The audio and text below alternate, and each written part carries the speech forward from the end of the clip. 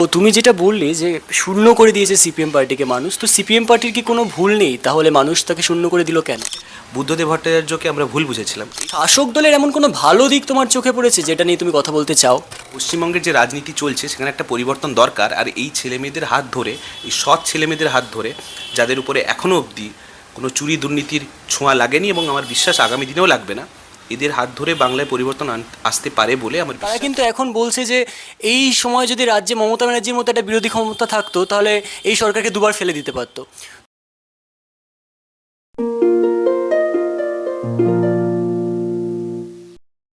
এই মুহূর্তে আমরা যার সাথে কথা বলবো তিনি বাংলা গানের প্যারোডি গাওয়ার জন্য সোশ্যাল মিডিয়াতে ভাইরাল হয়েছিলেন। সেখান থেকে ধীরে ধীরে কন্টেন্ট ক্রিয়েশনে আসা এবং তারপরে বর্তমানে বাংলার রাজনীতির সাথে সরাসরি যুক্ত হওয়া।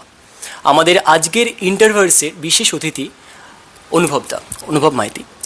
দাদা, তোমার কাছে প্রথম যে প্রশ্নটা আমি করব সেটা হচ্ছে যে কন্টেন্ট ক্রিয়েশন থেকে তোমার কেরিয়ারের জার্নি শুরু হলো, তারপরে যাদবপুর বিশ্ববিদ্যালয় থেকে সাংবাদিকতা নিয়ে পড়াশোনা করা, এবং বর্তমানে তোমাকে দেখা যাচ্ছে যে রাজনৈতিক ব্যক্তিত্ব হিসেবে তুমি কাজ করছো বা সরাসরি রাজনীতির সাথে, বাংলার রাজনীতির সাথে জড়িয়ে পড়েছো। তো এই জার্নিটা কীরকম, এই সম্পর্কে তুমি কী বলবে? দেখো, আমি সরাসরি তো বাংলার রাজনীতির সাথে এখনও জড়াইনি, তবে হ্যাঁ, চেষ্টা করি মানুষের যে কথাগুলো সেগুলো আগে যেমন গানের মাধ্যমে তুলে ধরতাম, যেমন তুমি বললে যেভাবে শুরু করেছিলাম, এখন ইচ্ছে হয়, এখন একটু চিন্তাভাবনায় বদল এসছে, এখন ইচ্ছে হয় গানের সাথে সাথে যদি কিছু ফ্যাকচুয়াল বেসড কিছু জিনিসপত্র মানুষের সামনে রাখা যায় এবং মানুষকে যদি বোঝানো যায়, যে কাজটা আমার মনে হয় পশ্চিমবঙ্গে বেশিরভাগ ইউটিউবাররা করতে চান না, ওই ম্যাক্সিমাম বসে সমালোচনা ইত্যাদি ইত্যাদি করেন। সেক্ষেত্রে যদি ফ্যাকচুয়াল বেসড আমাদের ইতিহাসটাকে বুঝিয়ে দেওয়া যায়। আমি তোমাকে একটা এক্সাম্পল দিই, কীভাবে ডিয়ার লটারি পশ্চিমবঙ্গকে পিছিয়ে দিচ্ছে, আরও কীভাবে বুদ্ধদেব ভট্টাচার্যকে আমরা ভুল বুঝেছিলাম। এইরকম কিছু তথ্য আমার ইচ্ছা ছিল সবসময় যে মানুষের সামনে তুলে ধরা, এবং এটা তো আর গানে সম্ভব নয়, তাই গানের পাশাপাশি এটাতেও ইচ্ছে হলো। এবং সাথে হ্যাঁ, যাদবপুরে পড়াশুনো 2 বছর আমি পড়াশুনো করেছি, রাজনীতিতে আরও ইন্টারেস্ট ওখান থেকেও এসেছে, মিথ্যে বলবো না। এবং পাশাপাশি যে মানুষগুলোকে দেখে রাজনীতিকে ভালোবাসা, তা হলো তাদের মধ্যে অন্যতম যে ইয়াং জেনারেশনরা উঠে আসছে। তাদের আগে ছোটোবেলায় টিভিতে দেখতাম, ছোটোবেলা বলতে আমার তখন 18-19 তো বয়স হয়েই যাবে, টিভিতে দেখতাম যেমন সিপিএমের অনেক তরুণ নেতা নেত্রী, মীনাক্ষী মুখার্জি, শতরূপ ঘোষ বলুন, দীপশিতা ধর, সৃজন ভট্টাচার্য, প্রতিকুর রহমান, আরও অনেক নাম বলে শেষ করা যাবে না। তো ইচ্ছে হতো কখনো এদের সাথে বসে গল্প করা, পলিটিক্স নিয়ে আলোচনা করা। আজ হ্যাঁ, এমন একটা লাইফে টার্নিং পয়েন্ট এসছে কি এখন হয়তো রোজ এদের সাথে বসে আমরা পলিটিক্যাল ডিসকাশন করি। আজকে আমরা এই কন্টেন্ট দিতে পারবো, এইটা নিয়ে কথা বলা উচিত, এইটা মানুষের সামনে যাওয়া উচিত, এগুলো আমরা ডিসকাস করি একসাথে বসে, সেই সৌভাগ্য আমার হয়েছে। আচ্ছা, তুমি ইতিমধ্যে উল্লেখ করলে, আমি এটা নিয়ে আর একটু তোমার কাছে প্রশ্ন করবো। যেহেতু যাদবপুর বিশ্ববিদ্যালয়ের কথা উঠে আসলো, আর তুমি বললে যে তুমি যাদের দেখে বড় হয়েছে তাদের যে কজনের নাম বললে প্রত্যেকেই সিপিএম পার্টি করে, এবং তোমার কথাবার্তার মধ্যে বা তোমার কন্টেন্টের মধ্যেও আমরা একটা বামপন্থার ছাপ বরাবরই দেখেছি। তো এই যে বামপন্থী রাজনীতির সাথে যুক্ত হওয়া, এবং 2024 আমার মনে আছে তুমি সরাসরি বামপন্থার প্রচার করেছিলে এবং ভোটেরও প্রচার করেছিলে সেই সময় নির্বাচনে। তো সিপিএম পার্টির সাথে সরাসরি তোমার যে সম্পর্কটা, সেটার সাথে কি মানে এই বামপন্থী রাজনীতির সাথে কি কোথাও যাদবপুর বিশ্ববিদ্যালয়ের সম্পর্ক রয়েছে, বা তোমাকে বামপন্থার প্রতি অনুপ্রাণিত করাতে কি যাদবপুরের বিশ্ববিদ্যালয়ের কোনো ভূমিকা রয়েছে? না, আমার যাদবপুরে ঢোকার আগেই আমার এনাদের সাথে যাদের নাম বললাম তাদের সাথে আমার পরিচয় হয়, বিভিন্ন কারণে বিভিন্ন মিটিং মিছিলে গিয়ে পরিচয় হয় যাদবপুরের আগেই। দেখো, বামপন্থা আমি এখনও শিখতে পারিনি, মানে একটা নয়া, আমি জানি না বামপন্থা কী জিনিস। তবে আমার যে জিনিসটা এদের নাম বললাম, কেন আমার রাজনীতির প্রতি আকৃষ্ট হয়েছি, বা বলতে পারো সিপিএমদের রাজনীতি বামপন্থীদের রাজনীতিতে কেন আমার আকৃষ্ট করেছে, তার একটা বড় কারণ হলো তখন এদের সমসাময়িক যাদেরকে দেখতাম, ধরো দেবাংশু ভট্টাচার্য, কিংবা বিজেপির দেখতাম তখন খুব সম্ভবত ছিল তরুণজ্যোতি তিওয়ারি ছিল, বা আমি শঙ্কুদেব পান্ডা ইত্যাদি। শঙ্কুদেব যদিও তৃণমূল থেকে গেছে। সমসাময়িক যারা সেম বয়সের ছেলেমেয়েরা ছিল তাদের মধ্যে এরা কিন্তু আমার মন জয় করেছেন এবং অনেক মানুষের করেছেন, শুধু আমার নয়। একটা জিনিস আমার মনে হয়েছিল, কালকে যদি আমি আমার বাড়ি থেকে কোথাও ঘুরতে যাই এবং বাড়িকে আমাকে তালা রেখে যেতে হয়, এবং বাড়িটার চাবি যদি কারোকে দিয়ে যেতে হয়, আমি কাকে দেবো? দেবাংশু ভট্টাচার্য, সায়নী ঘোষকে দেবো, নাকি আমি শতরূপ ঘোষ কিংবা সৃজন ভট্টাচার্য কিংবা দীপশিতা ধরকে দিয়ে যেতে পারবো? আমার ছেলেমেয়ে যদি বড় হয়, আর আমার ছেলেমেয়েকে যদি অপশান দেওয়া হয় তোমাকে একটা প্রাইভেট টিউটার রাখতে হবে, সেটা সায়নী ঘোষ হবে বা সৃজন ভট্টাচার্য হতে পারে, কাকে দিয়ে পড়াশোনা করাবেন? আমার মনে হয়েছিল আমি আমার ছেলেমেয়েকে সবসময় সায়নী ঘোষের থেকে আমি সৃজন ভট্টাচার্যকে দিয়ে যদি পড়াতে পারি কখনো ভবিষ্যতে, সেটা আমার মনে হয় ব্যক্তিগত, ওটা আমার ওই দিকে আমার ইচ্ছে ছিল। এখান থেকে এদেরকে ভালো লাগা, সেই জায়গা থেকে যে এরা পরিবর্তনটা আনতে পারে।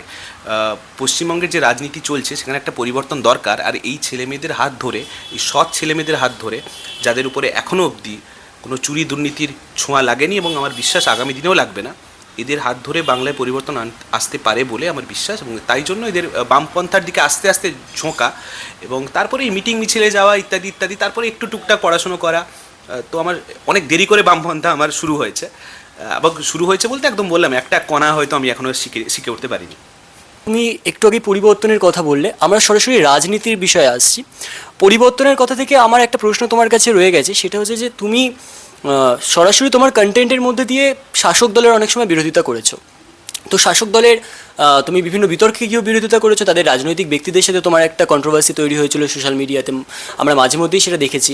তো শাসক দলের এমন কোনো ভালো দিক তোমার চোখে পড়েছে যেটা নিয়ে তুমি কথা বলতে চাও? হ্যাঁ, অনেক ভালো দিক আছে। মানে দেখুন, একটা সরকার ক্ষমতায় আছে, সে মানুষের ভালো করবে সেটাই তো স্বাভাবিক। অনেক ভালো কাজ আছে, এবং সেই ভালোটাকে আমি কেন বলবো, তার একটা সরকার সে যদি কিছু ভুল করে সেই ভুলটা দেখিয়ে দেওয়াই তো আমার দায়িত্ব। ভালো কাজ করবে বলেই তো ক্ষমতায় এসছে, সে কি খারাপ কাজ করবে বলে এসেছিল? তাহলে এতগুলো খারাপ কাজের মধ্যে দুটো ভালো কাজ করছে, তাহলে আমাকে আলাদা করে ভালো কাজ না, নিশ্চয়ই অনেক ভালো কাজ করেছে। কন্যাশ্রীর মতো প্রকল্প করেছে, আমরা বলতে পারি লক্ষ্মী ভাণ্ডারের মতো প্রকল্প করেছে। এগুলো হ্যাঁ, মহিলাদের কিছুটা ক্ষেত্রে অনেকটা এগিয়ে নিয়ে গেছে, এটাও অস্বীকার করা যায় না। তার মধ্যেও যখন খারাপটা, এত কিছু খারাপ দেখছি না, তখন মনে হয় খারাপটাই সামনে তুলে এবং যখন দেখছি ভালো হয়তো করছেন, তার পরিমাপটা হয়তো, যে খারাপের পরিমাপটা শুধু একটা দুটো ব্যক্তির মধ্যে সীমাবদ্ধ নয়, সেটা একটা জেনারেশনের পর জেনারেশন। সেই সিঙ্গুর থেকে দেখে আসছি আজকে। তুমি বলো না, যে কোনো একটা ক্ষেত্রের নাম বলো, শিক্ষা, স্বাস্থ্য, খাদ্য, বাসস্থান, কোনো জায়গায় এরা ছাড়েনি দুর্নীতি করতে। এবং সেটা দেখে কোথাও না কোথাও খারাপ লাগে যে একটা একদিনের বাচ্চা, সে পৃথিবীর আলো দেখেনি, তাকে ওই স্যালাইন, কিছু একটা জাল স্যালাইনের জন্য তাকে পৃথিবী ছেড়ে চলে যেতে হচ্ছে। তার মার আমরা চোখের জল দেখতে পাচ্ছি। একটা মহিলা, সে চাকরি পেয়েছে, দিনের পর দিন তার সন্তানের সাথে দেখা করতে পারছে না, আন্দোলনে বসে আছেন, তার মাথার চুল কামিয়ে ফেলছেন একজন মহিলা। মানে তার কাছে সম্মান হচ্ছে তার চুল, হয়তো সেই চুলটা কামিয়ে ফেলছেন। সেগুলো দেখে তো কোথাও না কোথাও খারাপ লাগে, এবং সেখান থেকে আওয়াজগুলো বেরোয়। তাই বলে শুধু যে মমতা বন্দ্যোপাধ্যায়ের করি আর কারোর করি না সেটাও নয়। আমি এখনও অবধি আমি মনে করতে পারছি না যে আমি সিপিএমের কোনো সমালোচনা করেছি বলে। কারণ দেখুন, যে দল ক্ষমতায় নেই, যে দলকে এখন মানুষ শূন্য করে দিয়েছে, তাদের সমালোচনাটা এখন কেনই বা করব? যে দল ক্ষমতায় আছে, সেটা টিএমসি হোক, সেটা কেন্দ্রে বিজেপি হোক, দুজনের সমালোচনা একইভাবে করিয়ে দিই। আচ্ছা, তো তুমি যেটা বললে যে শূন্য করে দিয়েছে সিপিএম পার্টিকে মানুষ, তো সিপিএম পার্টির কি কোনো ভুল নেই? তাহলে মানুষ তাকে শূন্য করে দিল কেন? হ্যাঁ, ভুল তো কিছু আছে নিশ্চয়ই। একটা রাজনৈতিক দল সে পুরোপুরি নির্ভুল হতে পারে তাও নয়। আমি তো বললাম, মানে ভালো কাজ থাকবে, খারাপ কাজ থাকবে, সব মিলিয়ে একটা সরকার। এটা শুধু, এই ভুলটা শুধু আমি বলে নয়, বুদ্ধদেব ভট্টাচার্য নিজেই বলেছিলেন, তার সরকারে অনেক সময় অনেক সমালোচনা উনি করেছিলেন। সিটুর যখন আন্দোলন হচ্ছে, বন্ধ হচ্ছে, নিজের দলের বন্ধ হচ্ছে, বুদ্ধদেব ভট্টাচার্য কিন্তু বন্ধ না মেনে কিন্তু উনি চলে গেলেন রাইটার্স বিল্ডিংয়ে, তার অফিসের দপ্তরে গিয়ে বসলেন। তো উনি বলেছিলেন যে এই আন্দোলন বা এই ধর্মঘট ডাকাটা ভুল করছে দল। হ্যাঁ, নিশ্চয়ই অনেক ভুল ছিল। তবে যে কারণে আমার খারাপ লাগে, যে কারণে দলটাকে আজকে পিছিয়ে দেওয়া হলো বা ক্ষমতা থেকে সরিয়ে দেওয়া হলো, সেইটা কি সিপিএমের ভুল ছিল, না এটা কি সেটা সাধারণ মানুষের ভুল ছিল? সেটা একবার সময় এসছে, মানুষ ভাববেন। আমার বিশ্বাস এখন হয়তো ওনারা ভাবেন। 2008 সাল থেকে 2007 সাল থেকে মানুষ যে ভুলটা করেছিলেন মমতা বন্দ্যোপাধ্যায়কে বিশ্বাস করে, সেই ভুলের প্রায়শ্চিত্ত কি আজও করতে হচ্ছে কি না, সেটাও মানুষকে বুঝতে হবে। সিপিএমের যেমন ভুল আছে, মানুষকেও একবার, কারণ আমি এটা মানুষকে দোষ দেওয়াটা খুব একটা ভালো দেখায় না, মানে বলা উচিত নয়, কিন্তু কিছু মানুষকে অন্তত বুঝতে হবে, অন্তত তাদেরকে যারা একসময় বুদ্ধদেব ভট্টাচার্যকে অবিশ্বাস করতেন, মমতা বন্দ্যোপাধ্যায়ের সাথে মমতা বন্দ্যোপাধ্যায়কে বিশ্বাস করেছিলেন, আজকে সেই মানুষটা 2025 সালে দাঁড়িয়ে 2026 সাল শুরু হতে যায়, তারা বলছে আমরা মমতা বন্দ্যোপাধ্যায়কে ক্ষমতা এনে ভুল করেছিলাম। তো ভুল তো সিপিএমও যেমন করেছে, ভুল কিছু মানুষও করেছেন, যার প্রায়শ্চিত্ত কিন্তু ওটা পশ্চিমবঙ্গবাসীকে আজকে ভুগতে হচ্ছে। আমি সিপিএম নিয়ে তোমাকে একটা প্রশ্ন করতে চাইছি, তুমি সিপিএম পার্টির সাথে যেহেতু যুক্ত, যে সিপিএম পার্টিকে লোকে এখন বলে যে ফেসবুকে শুধু দেখতে পাওয়া যায়, বিভিন্ন ফেসবুকে পোস্ট, তারা বক্তব্য রাখে, বক্তব্যের পাল্টা জবাব দেয়। তো এই সিপিএম পার্টি ফেসবুকে কেন আটকে থেকে গেছে বলে মানুষ মনে করছে? তুমি কি বলবে এটা নিয়ে? আমার মনে হয় কোথাও কোথাও জিনিসটা ভুল। মানে ফেসবুকে যে ছবিগুলো দেখি, সেটাও কিন্তু দেখি একটা মানুষ রাস্তায় দাঁড়িয়ে আন্দোলন করছে, রাস্তায় পতাকা নিয়ে হাঁটছে, ফেসবুকে কিন্তু আমরা সেই ছবিগুলো দেখি। ফেসবুকে যাদবপুর ইউনিভার্সিটির সামনে প্রতিবাদ করছে, আমরা কিন্তু ফেসবুকে সেই ছবিগুলো দেখি। আমরা কজন নেতাকে শুধু টিভিতে বসে দেখি, হয়তো সেটা দেখে হয়তো একটা বড়, এবং তারা খুব জনপ্রিয় মুখ হয়ে উঠেছে বলে মনে হয় যেন সিপিএমটা যেন সেই নেতাটাই শুধু করে, আর কেউ সিপিএম করে না। আপনি গ্রামে গঞ্জে চলে যান, আপনি আমি বলছি ডায়মন্ড হারবারের সাইডে চলে যান, ফলতা সাইডে চলে যান, আপনি এদিকে মালদা মুর্শিদাবাদ চলে যান, কত ভালো ভালো নেতা পাবেন, কত ভালো ভালো বক্তৃতা দেন, কিন্তু তাদেরটা সমাজ মাধ্যমে সেভাবে উঠে আসে না। কারণ আমরা 2-3টে জনপ্রিয় নাম চিনি, ওদের বক্তব্যটা শুনতে ভালো লাগে বলে আমরা শুনি। কিন্তু আমি বলছি অনেক বড় বড় নেতারা আছেন এবং এটাকে সঠিকভাবেই সমালোচনা করেছে, এদেরকেও সামনে একই সারিতে যেন আনা হয়, এটাও কিন্তু আমাদেরকে দেখতে হবে। এবং এটা তো আমাদের হাতে নেই কাকে জনপ্রিয় করব কাকে জনপ্রিয় করবেন, এটা তো মানুষের হাত, মানে তো মানুষের হাতে। তো মানুষ যদি এই মানুষটাকে জনপ্রিয় করে ফেলেন কোনো একটা মানুষকে, এবং তাকে নিয়েই সবচেয়ে বেশি সমালোচনা হয় বিভিন্ন ক্ষেত্রে, এটা কোথাও না কোথাও আমরা ভুল করছি, মানে মানুষ একটা একটা রং কনসেপ্ট যাচ্ছে। এবং তুমি যে কথাটা বললে, এখন কিন্তু সোশ্যাল মিডিয়া একইভাবে রাস্তায় হাঁটার সাথে, রাস্তায় আন্দোলন করার সাথে সোশ্যাল মিডিয়াও কিন্তু ভীষণভাবে দরকার। তার একটা বড় এক্সাম্পল হচ্ছে, এখন দেখবে, আমি নাম নিয়েই বলছি, শতরূপ ঘোষ ইউটিউবে আগে ভিডিও করতেন, যে কোনো ডিবেট শো ইউটিউবে তার ছাড়তেন। আজকে সেই কনসেপ্টে তৃণমূলের সব নেতা, সেটা কুণাল ঘোষ থেকে শুরু হোক, সেটা ছোট বড় সব নেতা, দেবাংশু ভট্টাচার্য থেকে শুরু হোক, বিজেপির সমস্ত নেতা যারা এইটা নিয়ে ক্রিটিসাইজ করতেন যে শতরূপ ঘোষ তো টিভির নেতা, ইউটিউবের নেতা, ফেসবুকের নেতা, তারাও কিন্তু একই পথ বেছেছেন, আজকে সেই রাস্তায় কিন্তু এসেছেন। তাহলে আমি তো বলবো শতরূপ ঘোষ তো দূরদর্শী, যে উনি অনেকদিন আগে জিনিসটা বুঝে ফেলেছিলেন এবং অনেকদিন আগেই কাজটা করেছেন। আমি বলছি ছোটো বড় সমস্ত নেতাকে দেখো, বিজেপির তরুণজ্যোতি তিওয়ারি নতুন ফেসবুক পেজ খুলেছেন, নতুন ইউটিউবের পেজ খুলেছেন, শঙ্কুদেব পান্ডা নতুন পেজ খুলেছেন, বিজেপির তো এবং অনেক নেতাই আছে এরকম, সন্ময় ব্যানার্জিরা তো আছেনই, উনি তো অনেক আগে থেকেই করছিলেন। এবং টিএমসির তো এরকম নেতাদের নাম বললাম, রিজু দত্ত বলে একটা ছোটোখাটো নেতা আছে, এরকম অনেক নেতা আছে, আমি নাম নিয়ে আর এদেরকে আর ইয়ে করবো না, কিন্তু অনেক নেতা আছে যারা কিন্তু এই রাস্তায় আস্তে আস্তে আসছেন। তো রাস্তায় থাকার সাথে সাথে ফেসবুকে থাকাটাও ম্যান্ডেটারি। মানে আমরা দেখুন, যতক্ষণ না জিতছি না, সবাই আমাদের ক্রিটিসাইজ করবে। যতক্ষণ মমতা বন্দ্যোপাধ্যায় ক্ষমতায় আসেনি 2011 সালের আগে, তখন সবাই মমতা বন্দ্যোপাধ্যায়কে ক্রিটিসাইজ করতো যে এর মতো খারাপ নেত্রী হয় না, 34 বছর ধরে একটা সরকার আছে, একে ফেলতে পারছে না, এর মতো খারাপ একটা নেত্রী হয় না। কিন্তু যখনই 2011-তে জিতে গেলেন, এর থেকে ভালো নেত্রী আর হয় না, 34 বছরের সরকারকে ফেলে দিয়েছে। হ্যাঁ, তো তেমনি সিপিএমও যখন আপনি খারাপ সময় চলছে তখন সবাই ক্রিটিসাইজ করবে, যখন আবার ভালো সময় আসবে তখন এই লোকগুলোই বলবে হয়তো ফেসবুকে জনপ্রিয়তা ছিল বলে সোশ্যাল মিডিয়া একটা বড় বিপ্লব করতে পেরেছে, এরা হয়তো দলটা আবার ক্ষমতায়, সেটাও বলতে পারে, সময় কথা বলবে সেটা।